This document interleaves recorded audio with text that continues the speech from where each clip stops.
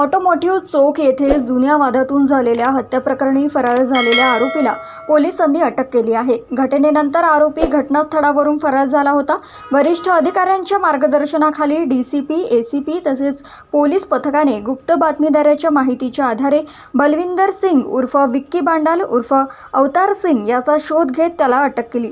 हल्ल्यानंतर आरोपी पंजाब येथे पडून गेल्याची माहिती तपासात समोर आली आहे। न्यायालयाने आरोपीला 3 दिवसांची पोलीस कोठडी सुनावली असून पुढील तपास सुरू आहे।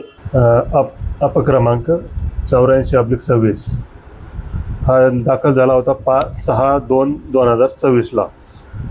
त्यावेळेस यातील फरार आरोपी घटनास्थळावरून फरार झाले होते।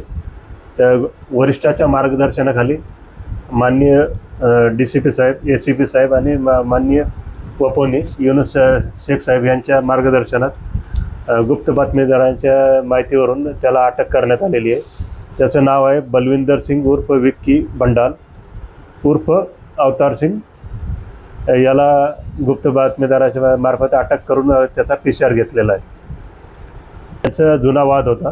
त्या जुन्या वादावरून त्याचे आपले ऑटोमॅटिक चौकात हमला झाला होता। टीम आम्ही होतो, त्यानंतर पोपनी कन्से होते आणि स्टाफ होता। त्यांच्या मदतीने आणि वरिष्ठ मार्गदर्शनात पुढील कारवाई करण्यात आलेली आहे। घटना झाल्यापासून हा पंजाब साईडला फरार झाला होता असं तो सांगत आहे। तेव्हापासून हा 6/5/2026 पासून हा पंजाब साईडला फरार झाला होता आणि त्याचा 3 दिवसाचा मान्य कोर्टाने PCR दिलेला आहे।